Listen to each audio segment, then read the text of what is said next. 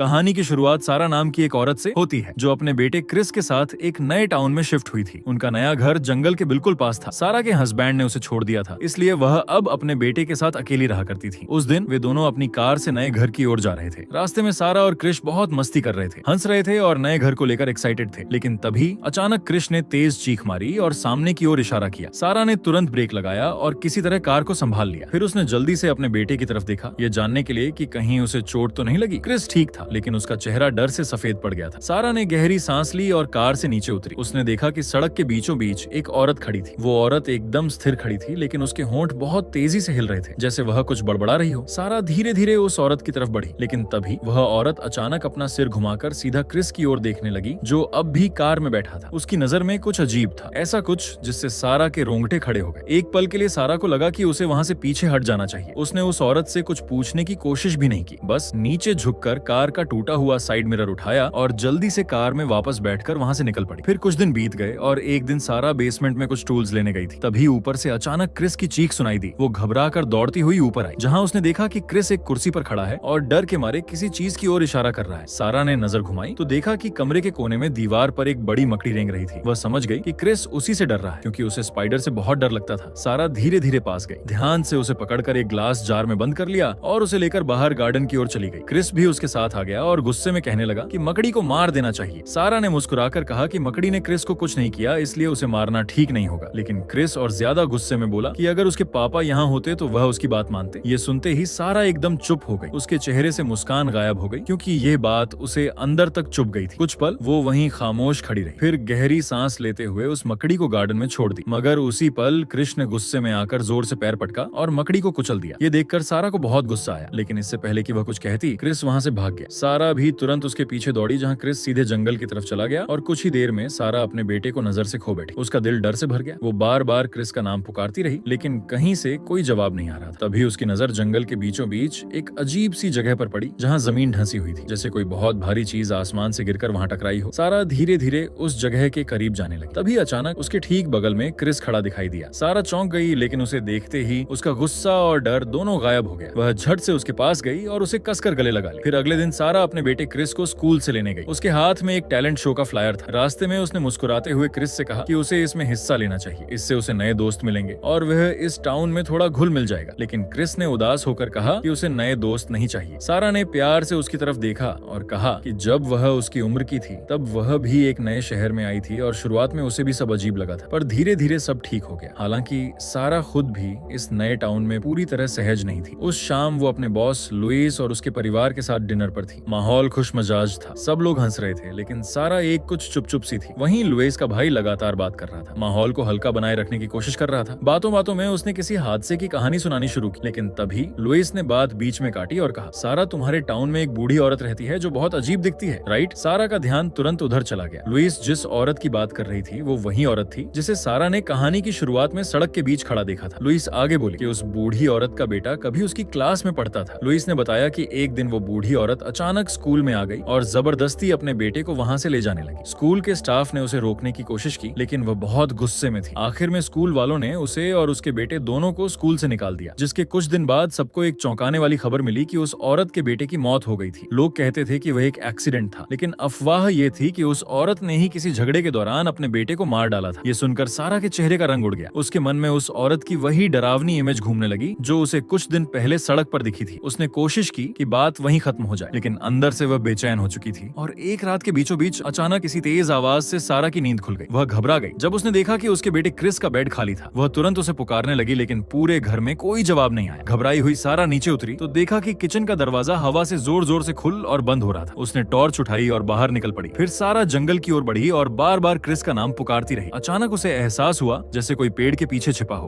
उसका दिल डर से कांप उठा, पर उसने हिम्मत जुटाई और धीरे धीरे उस पेड़ के पास पहुंची। वहां जाकर उसने टॉर्च की रोशनी फैलाई, लेकिन वहां कोई नहीं था। सारा फिर से क्रिस को पुकारती रही, पर कोई जवाब नहीं मिला। अब उसका डर बढ़ता जा रहा था। वो दौड़ती हुई वापस घर आई और कांपते हाथों से इमरजेंसी नंबर पर कॉल करने लगी। उसी वक्त उसके पीछे किसी चीज के गिरने जैसी आवाज आई। वो तुरंत मुड़ी और देखा कि क्रिस वहीं लिविंग रूम के बीचों बीच खड़ा था। सारा कुछ पल के लिए शॉक रह गई। उसके मन में कई सवाल उठने लगे। अगर क्रिस सच में यही था तो फिर वह किसे पुकार रही थी? उसे अचानक डर सताने लगा कि शायद वह खुद किसी मेंटल ट्रबल से गुजर रही है। इसलिए अगले दिन वो डॉक्टर के पास गई। डॉक्टर ने उसकी बात ध्यान से सुनी, फिर उसके माथे पर बने पुराने निशान की तरफ देखते हुए पूछा, ये निशान कैसे लगा? सारा ने थोड़ा सोचकर बताया कि यह 1 साल पुराने एक्सीडेंट का निशान है, लेकिन उसे उस हादसे की ज्यादा याद नहीं है। जिसके बाद डॉक्टर ने और सवाल नहीं किए। उसने बस कुछ एंटी एंजाइटी पिल्स दी और कहा कि उसे कुछ दिन आराम करना चाहिए। पहली रात सारा ने दवाई लेने से पहले थोड़ा हिचकिचाया, लेकिन आखिर में उसने गोली खा ली। कुछ ही देर में उसकी आंखें भारी हो गईं और वह गहरी नींद में सो गई। अगली सुबह जब उसकी नींद खुली तो उसने देखा कि क्रिस उसके बिस्तर के पास बैठा है, हाथ में फूलों का एक बुके लिए हुए। ये देखकर वो मुस्कुराई और खुश हो गई, क्योंकि आज से पहले क्रिस ने कभी ऐसा कुछ नहीं किया था। फिर धीरे धीरे सब कुछ फिर से नॉर्मल होने लगा। सारा ने देखा कि अब क्रिस भी स्कूल में बाकी बच्चों के साथ खेलने लगा था। वह अब पहले जैसा अकेला नहीं रहता था, बल्कि खुश और ज्यादा मिलनसार हो गया था। उस दिन जब दोनों घर लौट रहे थे, सारा ने पूछा,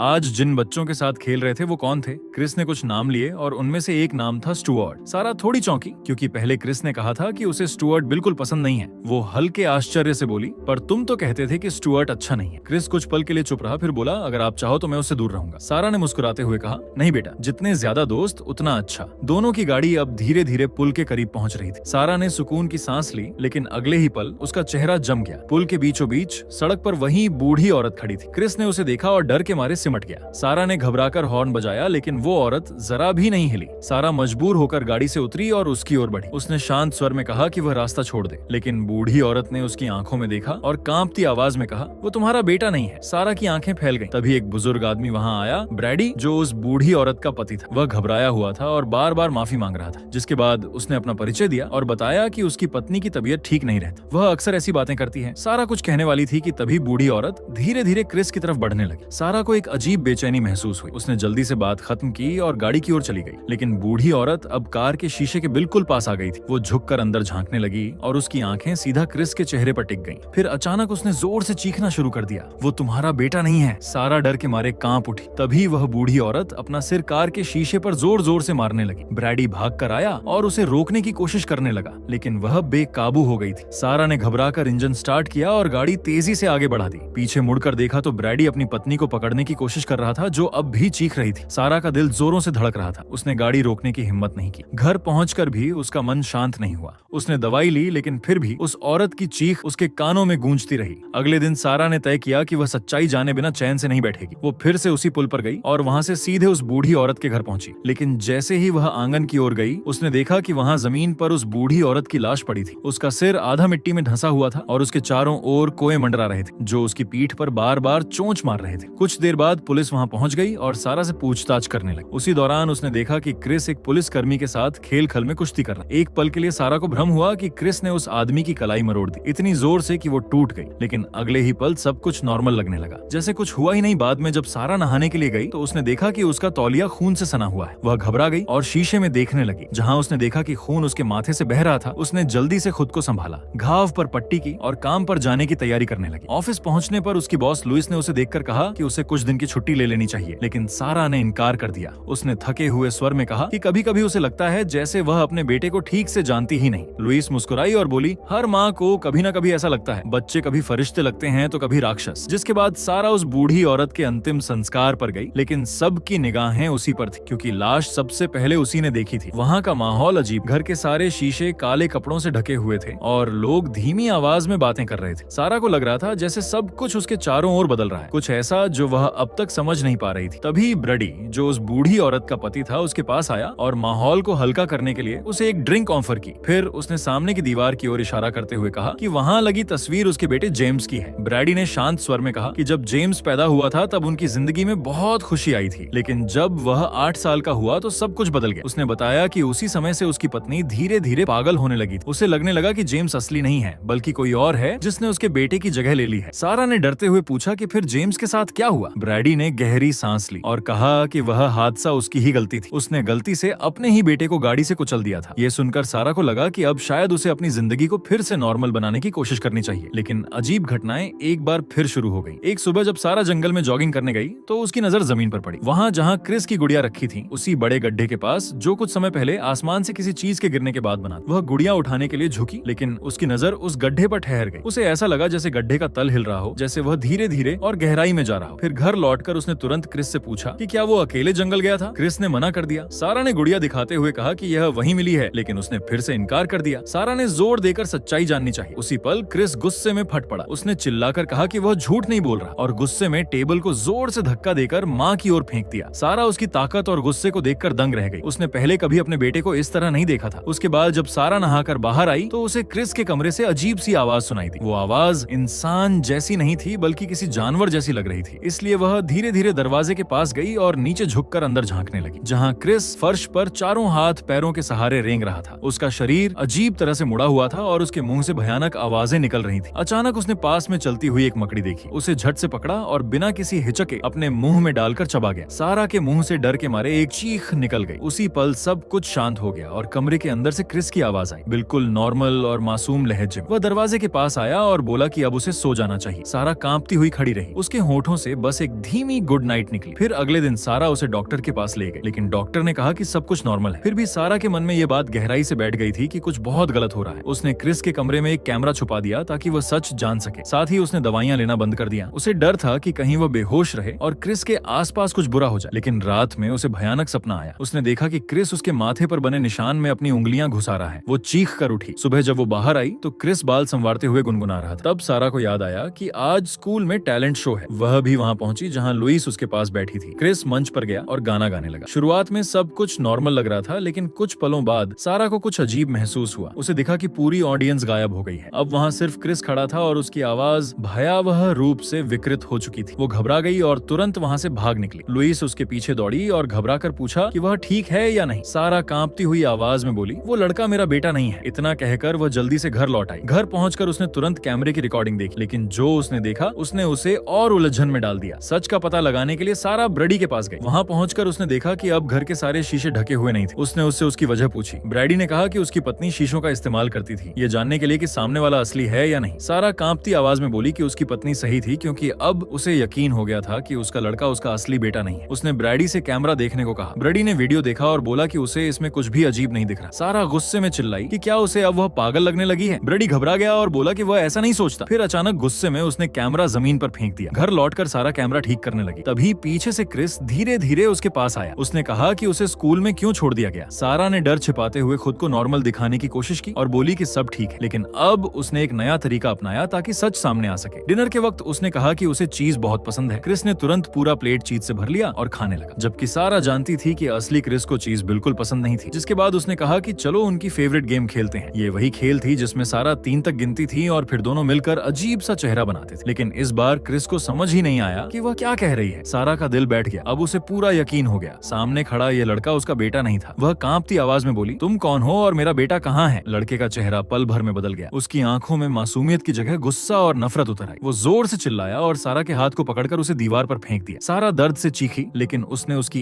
एक ना सुनी। अगले ही पल वह फिर झपटा और उसे किचन के पार फेंक दिया। सारा का सिर जोर से दीवार से टकराया और कुछ ही सेकंड में उसकी आंखें बंद हो गई। फिर वह लड़का जो अब क्रिस नहीं था, सारा को घसीटते हुए बाहर ले गया। आंगन में पहुंचकर उसने एक गड्ढा खोदा और सारा का सिर उसमें गाड़ दिया। वो नकली लड़का जोर जोर से मिट्टी भरता गया, इतना कि खुद भी थककर वहीं गिर पड़ा और बेहोश हो गया। लेकिन उसी दौरान सारा को दोबारा होश आ गया। उसने पूरी ताकत लगाकर मिट्टी से अपना सिर बाहर निकाला, जिसके बाद उसने उस नकली क्रिस को घसीटते हुए घर के बेसमेंट में ले गई। वह जानना चाहती थी कि आखिर यह क्या है जो उसके बेटे का चेहरा लेकर उसके सामने जी रहा था। उसने एक आईना उठाया और उसे उसके चेहरे के पास लाकर रखा। आईने में जो दिखा उसे देखकर सारा की चीख निकल गई, क्योंकि वहाँ क्रिस नहीं था बल्कि एक भयानक विकृत चेहरा था, आधा इंसान और आधा किसी डरावने जीव जैसा। आवाज में सुनते ही वो नकली लड़का जाग गया। सारा डर से पीछे हट गई और कांपती हुई आवाज में बोली, तुमने मेरे असली बेटे के साथ क्या किया। वो प्राणी चुप रहा, उसकी सांसें भारी थी। फिर अचानक उसने सारा पर झपट्टा मारा और उसका गला दबाने लगा। सारा ने पूरी ताकत लगाकर खुद को छुड़ाने की कोशिश की, लेकिन वह और भी जोर से उसका सिर दीवार से टकराने लगा। सारा ने आखिरी ताकत जुटाई और अचानक पलटकर उसे जोर से धक्का दिया। वो लड़का गिर पड़ा और कुछ पल के लिए बेहोश लगने लगा, लेकिन अचानक उसकी आंखें खुली। उसका शरीर अजीब तरीके से तड़पने लगा और उसके मुंह से निकलती आवाज अब इंसान जैसी नहीं रही, बल्कि किसी जानवर की भयानक गुर्राहट जैसी लग रही थी। सारा डर के मारे कांप गई और बाहर भागकर बेसमेंट का दरवाजा जोर से बंद कर दी। अंदर से आती वह चीख अब भी उसके कानों में गूंज रही थी। सारा सिर पकड़कर बैठ गई, लेकिन उसकी सांसें अभी भी तेज थीं। वह जानती थी जो कुछ भी हुआ उसकी शुरुआत उसी जगह से हुई थी। उसने टॉर्च उठाई और पूरी हिम्मत जुटाकर जंगल की तरफ दौड़ पड़ी। उसे यकीन था कि सारा रहस्य उसी गड्ढे में छिपा है, वही गड्ढा जहाँ वो और क्रिस पहली बार गए थे। वह गड्ढे के किनारे पहुंची और धीरे धीरे नीचे उतरने लगी। बीच में एक चिपचिपा हिस्सा था जहाँ जमीन दलदल जैसी लग रही थी। फिर उसने गहरी सांस ली, आंखें बंद की और खुद को जमीन के हवाले कर दी। थोड़ी देर बाद वह एक संकरी अंधेरी गुफा में जा गिरी। चारों ओर बेलें और नमी भरी हवा थी। दीवारों से चिपचिपा पानी रिस रहा था। सारा घुटनों के प्रबल रेंगती हुई आगे बढ़ती रही जब तक कि वो एक बड़ी खुली जगह पर नहीं पहुंच गई। वहां जमीन के बीचों बीच क्रिस बेहोशी की हालत में पड़ा था। वो दौड़कर उसके पास पहुंची, उसे अपनी बाहों में उठाया और जोर जोर से रोने लगी। उसी वक्त गुफा के कोने से एक भयावह कराने की आवाज आई। सारा ने कांपते हुए टॉर्च घुमाई, जहां उसने देखा कि एक बिना चेहरे वाला चिपचिपा जीव कांप रहा था। धीरे धीरे मिट्टी हिलने लगी और उसी में से ऐसे कई और जीव बाहर निकलने लगे। ये देखकर सारा ने तुरंत क्रिस को गोद में उठाया और पूरी ताकत से वहां से भागने लगी। वो सुरंग की ओर बढ़ी, लेकिन पीछे से एक जीव रेंगता हुआ उसके करीब पहुंच गया। वो फिसलता हुआ सारा के बिल्कुल पास आ गया और उसके हाथों को पकड़ लिया। सारा ने टॉर्च उठाकर उस पर वार किया, लेकिन तभी उसने देखा वो जीव अब उसका ही रूप लेने लगा था। सारा कुछ पल के लिए स्तब्ध रह गई। फिर उसने पूरी ताकत जुटाई और उस जीव के सिर पर जोर से वार किया, जिसके बाद सारा किसी तरह गुफा से बाहर निकली और क्रिस को गोद में उठाकर जंगल के बाहर की ओर भागती चली गई। वो कार तक पहुंची, क्रिस को सीट पर बैठाया और खुद चुपके से घर के अंदर गई ताकि चाबी ले सके। तभी नीचे बेसमेंट से आवाज आई, जहां से वह नकली क्रिस अब भी माँ कहकर पुकार रहा था। सारा की आंखों में आंसू आ गए, लेकिन इस बार उसने कोई डर नहीं दिखाया। उसने तय कर लिया था कि अब सब कुछ हमेशा के लिए खत्म करना होगा। वह धीरे से बाहर गई, माचिस जलाई और घर में आग लगा दी। कुछ ही देर में लपटें पूरे घर को निगल गई। सारा पीछे खड़ी देखती रही जबकि आग उस घर को राख में बदल रही थी। कुछ समय बाद सारा और क्रिस एक नए शहर में रहने लगे। अब सब कुछ नॉर्मल हो गया था। क्रिस को उसकी नई साइकिल भी मिल गई थी और वह मुस्कुराते हुए पार्क में साइकिल चला रहा था। पर सारा के अंदर का डर अब भी जिंदा था। वह अक्सर अपने बेटे की तस्वीरें चुपके से खींचती थी, सिर्फ यह देखने के लिए कि कैमरे में दिखाई देने वाला चेहरा सच में क्रिस का ही है या नहीं। फिर अंतिम दृश्य में सारा अपने घर के अंदर बैठी। दीवारों पर सैकड़ों आईने लगे थे। हर दिशा में उसका और क्रिस का चेहरा दिखाई दे रहा था। वो हर आईने में ध्यान से अपने बेटे को देख रही थी, ये सुनिश्चित करने के लिए कि कहीं फिर कोई नकली चेहरा उसके घर में ना घुस आया हो। और इसी के साथ कहानी खत्म हो जाती है।